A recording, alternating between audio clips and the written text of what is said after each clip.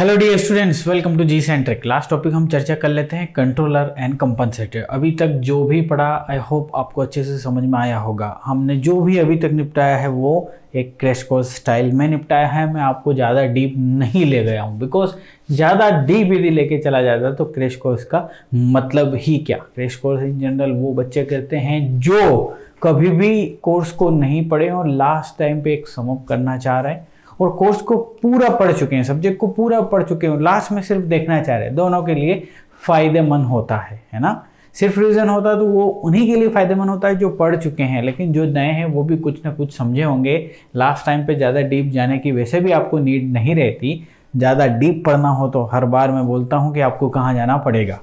Compensator और controller की हम बात कर लेते हैं। कंपनसेटर कंट्रोलर जब मैंने फुल कोर्स में भी डिस्कशन किया था तो पहले तो जाना था कि दोनों का काम क्या है, तो यहाँ भी शुरुआत उसी से कर देते हैं। सपोज फॉर एग्जांपल आप 30,000 रुपये महीना कमा रहे हैं। फॉर एग्जांपल ले लेते हैं, आप 30,000 रुपये महीना कमा रहे हैं, आप कोई बिजनेस कर रहे हैं। 30,000 रुपये महीने के हिसाब से आपने सेट कर लिया कि 20,000 रुपये आपको खर्च करना है। आई मीन आपके घरेलू काम का इन सारी चीज़ों में आपको 20,000 रुपये खर्च हो जाता, 10,000 रुपये आपकी बचत हो जाती। अब एक बार क्या होता है कि आपके किसी पर्टिकुलर मंथ में इनकम होती है साहब सिर्फ 15,000 रुपये। अब आपका तो खर्च 20,000 रुपये पर मंथ हो जाता है और इधर तो इनकम ही 15,000 हुई है। अब आपके पास दो ऑप्शन है, या तो आप जो खर्च कर रहे थे 20,000 रुपये प्रति माह उसको मेंटेन रखने के लिए दूसरे से कर्ज ले लें, या फिर जितना मिला है उसमें काम चला लें, थोड़ा सेक्रीफाइस कर लें, है ना। काम जो चलाना ना उसे ही कहते हैं कंपनसेशन। कंपनसेट कर लेंगे आप खुद को, भैया जितना मिला उसमें खुश हो जाएंगे।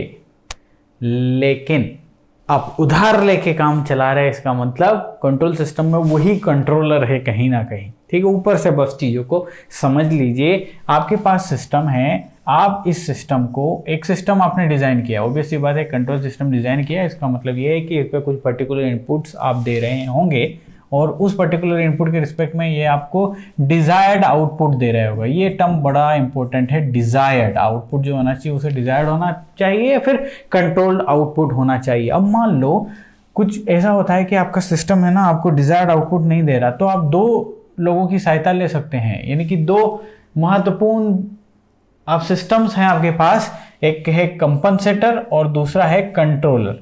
इन दोनों की सहायता से आप इस सिस्टम को डिजायर आउटपुट तक लेके आ सकते हैं। मान लो कुछ इस सिस्टम में ऐड कर देने से डिजायर आउटपुट आ जाए, तो आप बाहर से उस सिस्टम में ऐड कर दोगे, उसे कंपनसेटर कहते हैं, ठीक है। या फिर आप इस सिस्टम को ही ऐसा डिजाइन कर लोगे कि ये खुद को उस डिजायर आउटपुट तक पहुंचा देगा, वो कंट्रोलर हो गया। आ गई ना बात समझ में। तो प्यारे बच्चे, अब हम टाइम वेस्ट नहीं करेंगे और डायरेक्ट कंपनसेटर एंड कंट्रोलर पे आ जाते हैं। सबसे पहले मैं कंपनसेटर पे आता हूं, ठीक है। कंपनसेटर, ओके साहब। सर कंपनसेटर का मतलब यही हो गया कि आप सिस्टम को किसी भी पॉइंट पे कंट्रोल कर सकते हैं। देखो कभी कभार ऐसा हो सकता है कि सिस्टम जो है वो अनस्टेबल आउटपुट दे रहा हो, मतलब खुद को अनस्टेबल कर रहा हो।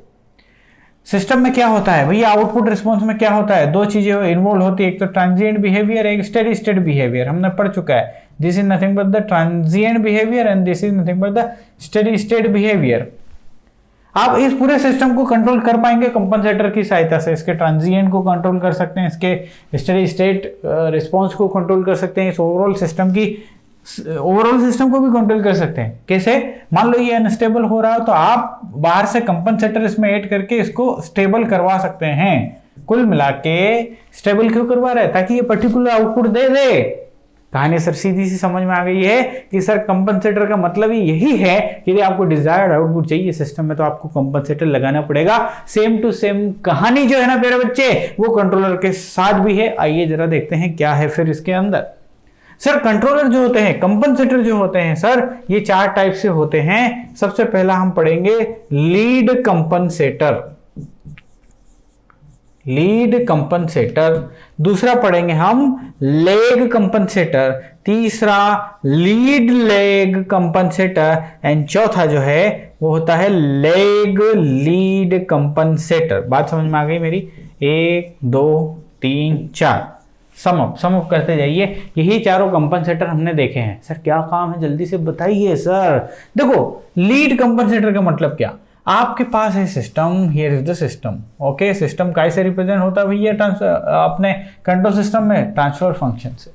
इस सिस्टम में आपने इनपुट दिया, लेट्स टेक 5t दिया, आउटपुट जो मिल रहा है वो एक t प्लस थीटा, एक पर्टिकुलर समय के बाद, एंगल के बाद मिल रहा है। इस टाइप की सिचुएशन को बोलते हैं लीड आउटपुट, यानी कि इनपुट से आउटपुट जो है वो पर्टिकुलर एंगल से लीड है, लेकिन ऑन द सेम टाइम आपका जो आउटपुट है वो थीटा से लेग है, पीछे है, तो इसे हम लेग रिस्पॉन्स कहते हैं, लीड रिस्पॉन्स कहते हैं। इतनी बात समझ में आ रही?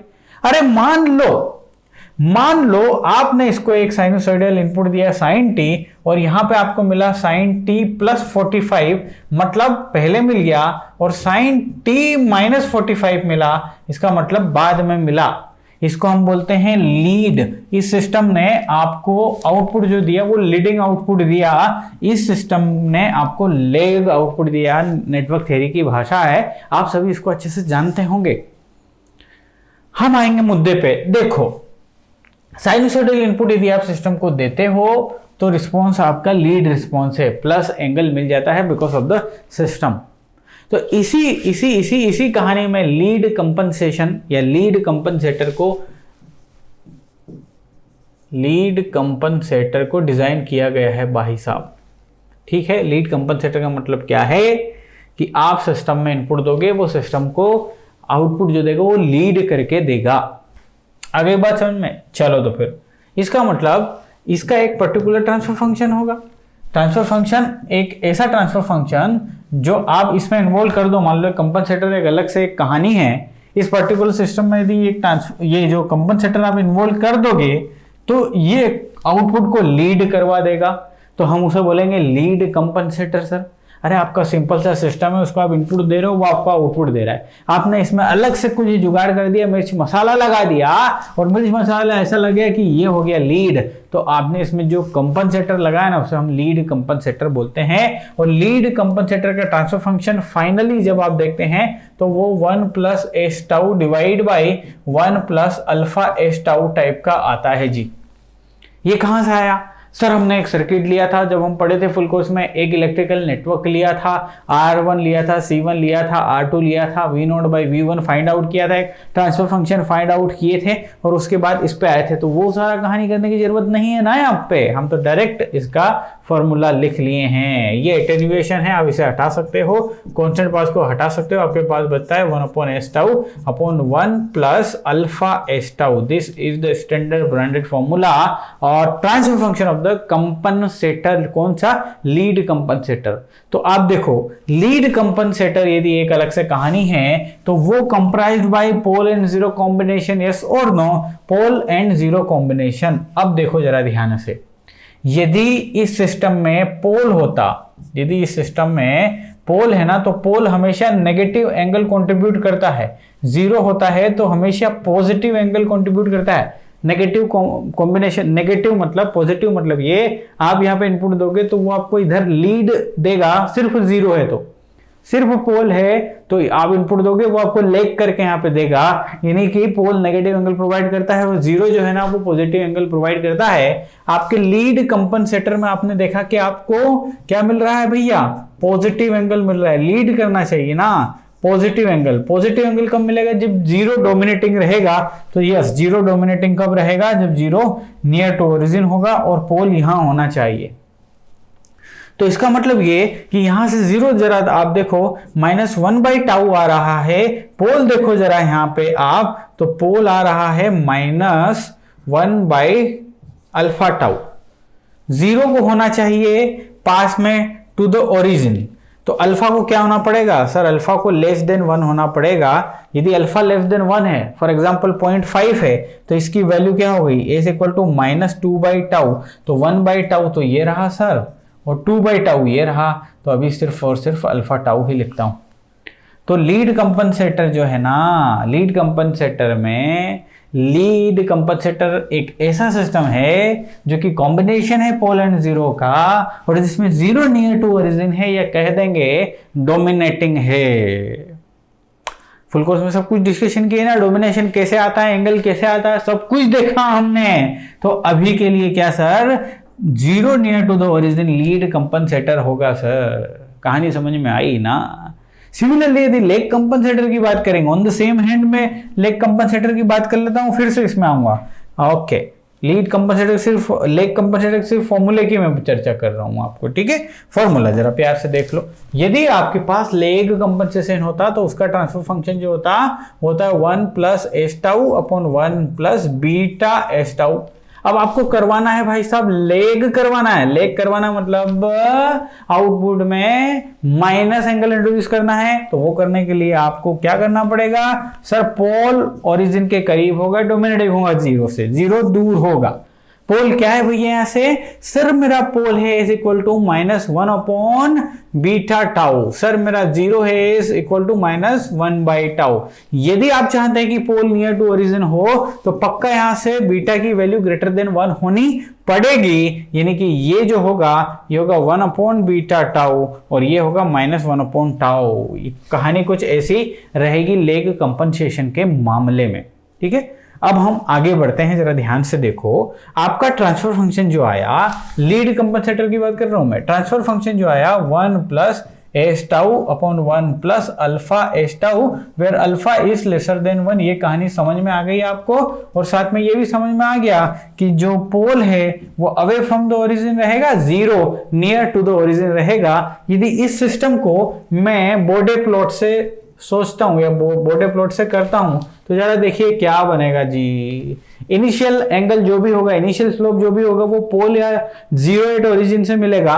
कुछ है क्या पोल और 0 एट ओरिजिन? नहीं है सर। एक काम करो ना, आपके पास व्यवस्था है अच्छे से लिखने की तो इनको अच्छे से लिखो ना सर, हमें अच्छे से समझ में आता है जी। ये लीजिए, खुश हैं आप लोग? ठीक, चलिए अब क्या चर्चा है सर? चर्चा यह है कि initial slope, board plot draw कर रहा हूं मैं, इनिशियल स्लोप है क्या? नहीं है। तो ये लीजिए, ये इनिशियल स्लोप। उसके बाद कॉर्नर फ्रीक्वेंसी मिलती है, पोल मिलता है, 0 मिलता है। कौन है नजदीक? 0 क्या है? -1 by tau. So this is nothing but -1 by tau. एक 0 मिल गया, एक 0 मिलता है प्लस 20 dB पर डिकेड का क्या दे देता है जी? स्लोप दे देता है। तो here it is the slope, और स्लोप की वैल्यू क्या है भाई साहब? लिखेंगे +20 dB पर डिकेड। यस और नो? जैसे ही आप रीच किए 1 अपॉन माइनस दिस पॉइंट पे, आप जैसे ही रीच किए कौन सा? -1 अपॉन अल्फा टाउ, आपको एक पोल मिल गया। जैसे ही पोल मिला 20 - 20 इज द फ्लैट लाइन। समझिएगा ध्यान से, फ्लैट लाइन बन गई। तो ये रिस्पॉन्स हो गया। This is nothing but the response और नॉट। ये रिस्पॉन्स हो गया, या ट्रांसफर फंक्शन जो हो गया उसकी कहानी, उसका नेचर हो गया। तो अब देखो 0 फ्रीक्वेंसीज या जो लोअर फ्रीक्वेंसीज है वहां पे कुछ भी आउटपुट नहीं आ रहा है, बट हायर फ्रीक्वेंसीज के लिए आउटपुट आ रहा है। सो ये तो कहीं ना कहीं एक हाई पास फिल्टर की तरह काम कर रहा है sir. This is nothing but high pass filter का नेचर शो कर रहा है, बिल्कुल कर रहा है। हाई पास फिल्टर की तरह है ये, बिल्कुल समझ लीजिए इस चीज को।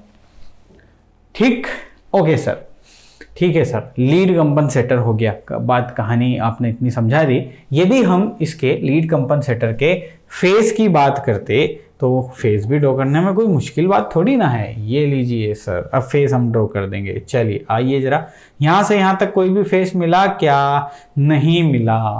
अब आपको मिला 0, +90 करना पड़ेगा। तो +90 कर दीजिए भाई साहब। इस पर्टिकुलर पॉइंट पे +90 मिला, +90 यहाँ जो बन के -90 हो गया, +90 -90 फिर से 0 हो गया angle, and so on like this. ये बॉर्डर प्लॉट मैंने ड्रॉ कर दिया। ये particular corner frequency that is -1 by tau, ये corner frequency -1 by alpha tau, ये 0 को रिप्रेजेंट कर रहा है, ये पोल को रिप्रेजेंट कर रहा है। इतनी बात क्लियर है या नहीं? मैक्सिमम देखो, ये बॉर्डर प्लॉट एक एसिम्प्टोटिक प्लॉट होता है। एक्चुअल प्लॉट जब हम ड्रॉ करते हैं तो वो कुछ ऐसा बनता है। एक्चुअल प्लॉट कुछ ऐसा बनता है फेस का, एग्जैक्ट नहीं बनता। ये तो एकदम थियोरेटिकल है, एग्जैक्ट ऐसा नहीं बनता है फंक्शन, ध्यान रखिए। सिमिलरली ये भी ऐसा नहीं बनता, ये कुछ ऐसा बनता है। जो प्लॉट बनता है ना वो कुछ ऐसा बनता है, एग्जैक्ट एसिम्प्टोटिक नहीं बनता है ना। तो यहाँ पे इस पर्टिकुलर पे मैक्सिमम आपको मिल रहा है एंगल, मैक्सिमम एंगल, और फाई मैक्सिमम जो होता है उसकी वैल्यू, यदि गेट एग्जामिनेशन में इसकी वैल्यू पूछता है तो यहाँ पे एक फॉर्मूला डिराइव किया गया है, that is sine phi max is equal to 1 minus alpha divide by 1 plus alpha. इस फॉर्मूले से हम फाई मैक्स निकाल लेंगे यदि पूछा होगा तो, है ना। और फाई मैक्स पे ही ओमेगा मैक्स की यदि बात करें, सो ओमेगा मैक्स क्या होता है, अंडर रूट ऑफ ओमेगा 1 गुणा ओमेगा 2, ठीक है। कहाँ है omega 1 sir, this is nothing but the frequency omega 1, this is the frequency omega 2। इन दोनों का यदि मल्टीप्लाई कर दोगे सो 1 बाई टाउ गुणा 1 by alpha tau, and this is nothing but the root. So कहानी बची this alpha and this is the tau, this is the maximum frequency. Maximum frequency कुछ ऐसे निकालेंगे हम, ये वो फ्रीक्वेंसी है जहां एंगल मैक्सिमम है, फेस कंट्रीब्यूशन मैक्सिमम है। ये दोनों चीजें समझ में आई ना, ये दोनों हमने पढ़ी है, सब पढ़ा है सर, हमने सीख लिया कि ये एक हाई पास फिल्टर है। अब जरा हमने सबसे महत्वपूर्ण पॉइंट जो सीखे, जो पॉइंट वाइज एग्जामिनेशन में आ जाते हैं, वो ये है कि लीड कंपनसेटर जो है ना वो क्या करता है सिस्टम में, लीड कंपनसेशन सिस्टम में क्या क्या कर सकता है, आइए देख लेते हैं। सबसे पहले तो ये लीड बना देता है, यानी कि आउटपुट, इनपुट यदि साइन टी दिया, सॉरी इनपुट यदि साइनूसॉइडल है एंड साइन टी है, आउटपुट पक्का साइन टी प्लस थीटा रहेगा।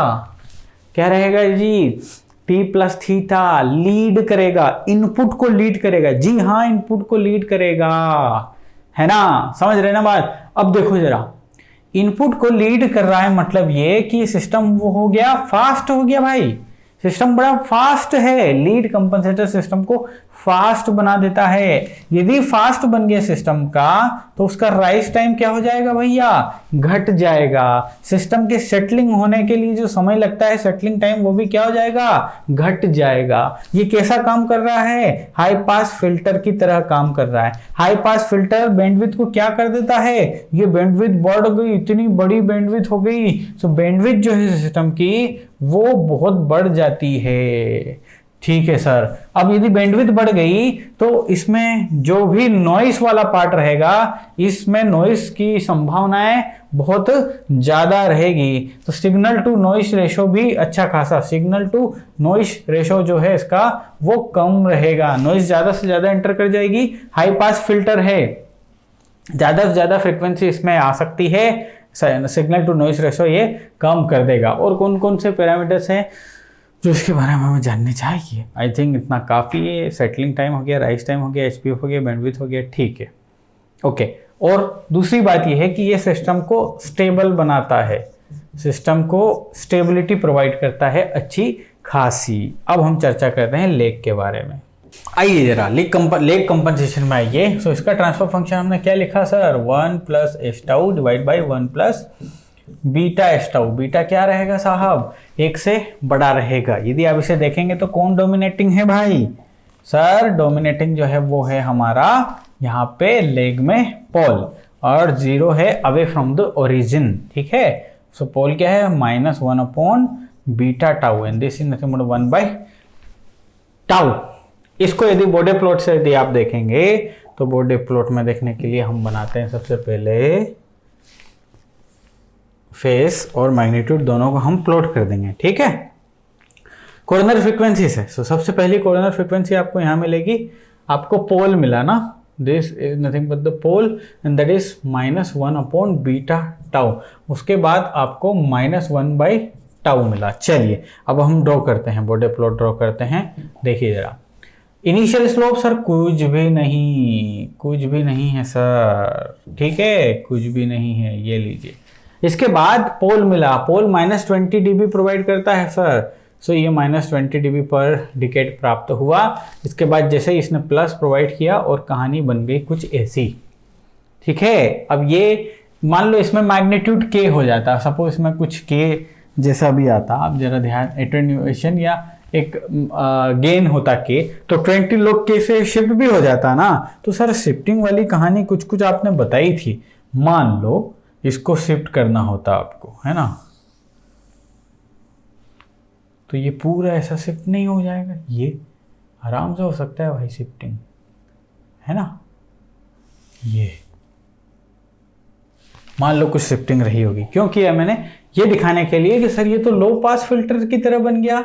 लो पास फिल्टर, जी हाँ low pass filter, high frequency blocked, lower frequency जाने दीजिए। समझ रहे ना बात को? लो पास फिल्टर की तरह बन गया है तो हो बढ़िया है, अच्छी बात है। अब हम फेज की यदि बात करें तो फेज को समझिए कि सर यहाँ से यहाँ तक तो कोई फेज नहीं मिला, उसके बाद मिला -90 यहाँ तक चला, उसके बाद वो हो गया +90 और कहानी खत्म हो गई। समझ रहे बात को? अच्छा जी सर ये एक्चुअल जो प्लॉट है वो कुछ ऐसा बनता है, तो यहाँ पे भी ये फाई मिनिमम हम निकाल सकते हैं आसानी से, ठीक है। और दरअसल इसको भी फाई मैक्सिमम बोलते हैं इन द नेगेटिव जोन, है ना।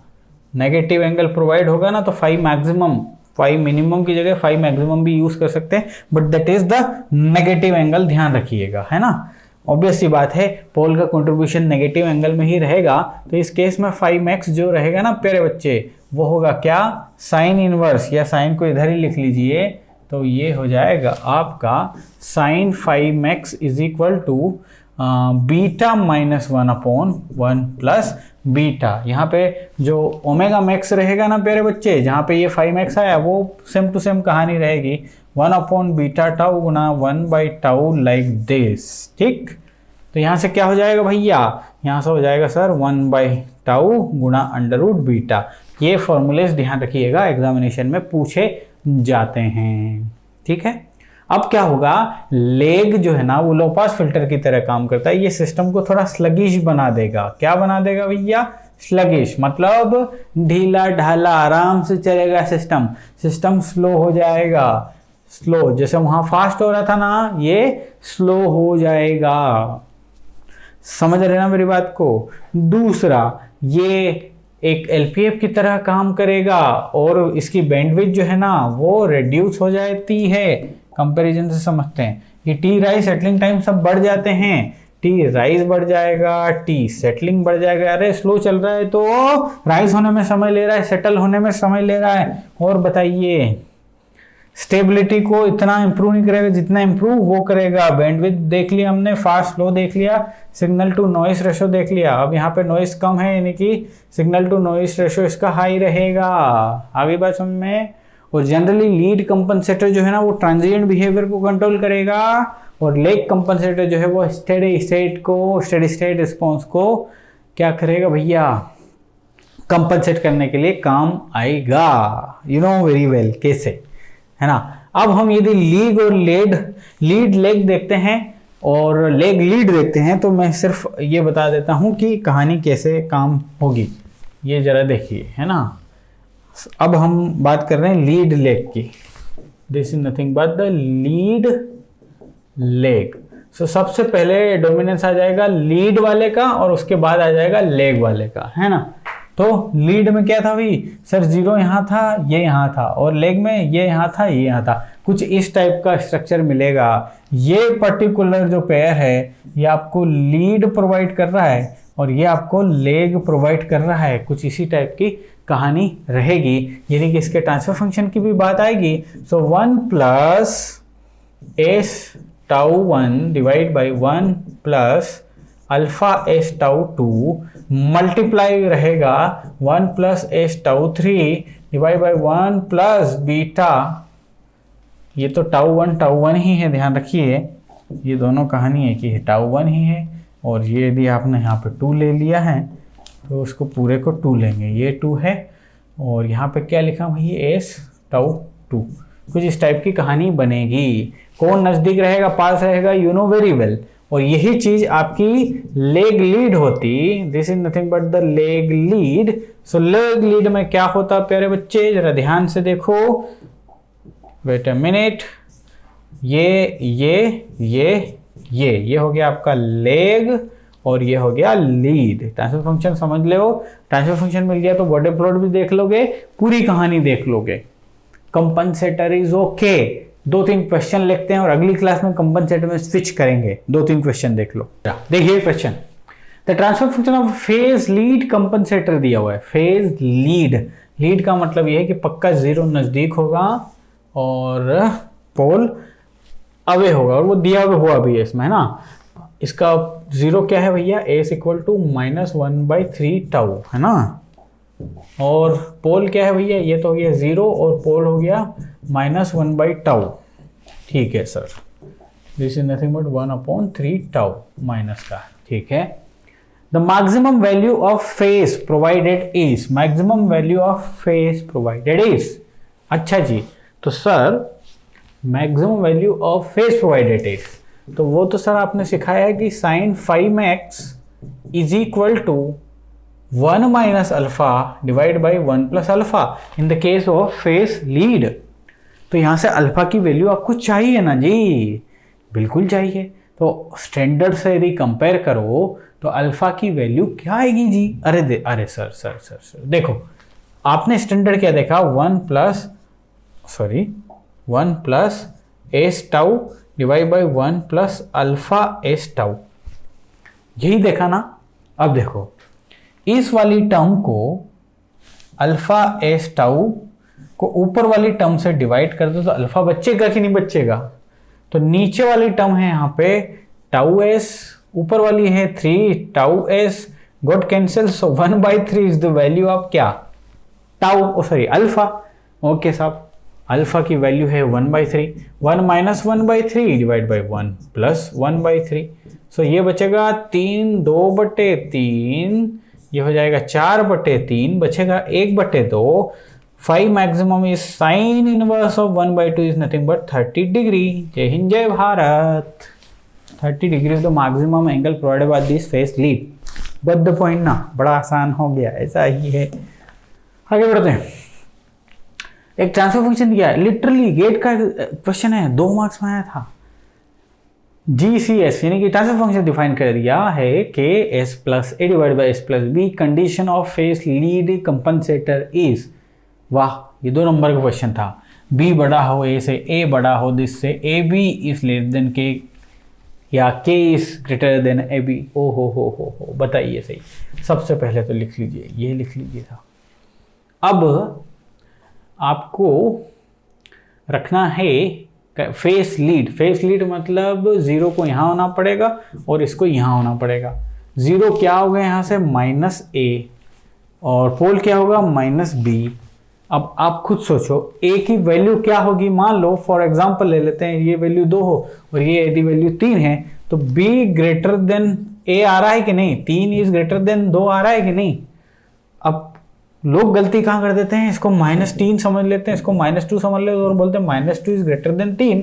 कहानी उल्टा देते हैं। भाई माइनस साइन तो काउंटर हुआ ही नहीं, they are asking for A and B, minus sign इस प्लस को कौन पूछ रहा है आपको। तो कंडीशन क्या आई, B is greater than A, where is the answer, B is greater than A।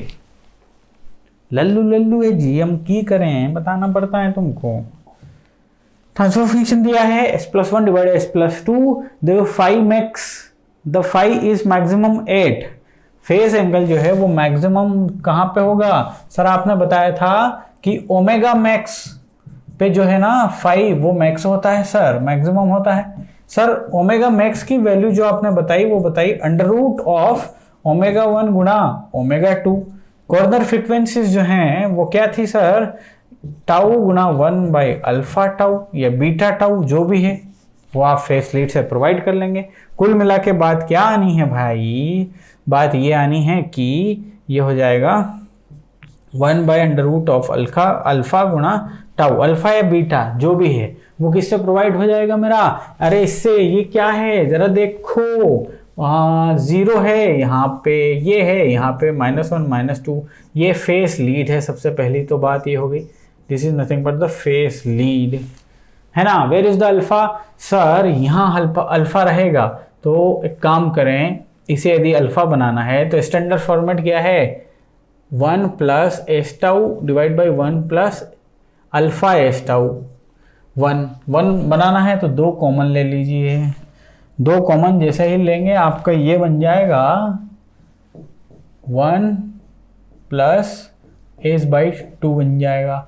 अब उसके बाद क्या करना है आपको, ये वाला term that is S by 2 वाला term will be divide by ऊपर वाला term S, S S got cancel, alpha की वैल्यू 1/2 मिल रही है मेरे को, अल्फा की वैल्यू 1/2 मिल गई। तो और क्या भाई, अच्छा सॉरी, टाउ भी तो मैटर कर रहा है ना, मैंने पूरा रायता फैला दिया लगता है। बड़ी आसानी से इसे अपन कर सकते थे। कैसे, देखो एस प्लस 1 एस प्लस 2, यहाँ से एस इक्वल टू -1 मिल रहा है, यहाँ से एस इक्वल टू -2 मिल रहा है, यही तो ओमेगा 1 है, यही तो ओमेगा 2 है, तो ओमेगा मैक्स चाहिए ना भाई साहब मुझे। This is nothing but √2 radian पर सेकेंड, रेडियन पर सेकेंड, √2 रेडियन पर सेकेंड द आंसर। मिलेंगे अगली क्लास में कंट्रोलर के साथ। बड़ा फास्ट पढ़ा रहा हूँ आई नो, बट चूंकि क्रैश कोर्स है, बहुत टाइम निकल चुका है मेरा इसमें और आपकी गेट एग्जामिनेशन पास में है, तो फिनिश करने दीजिए। चलिए मिलूंगा अगली क्लास में।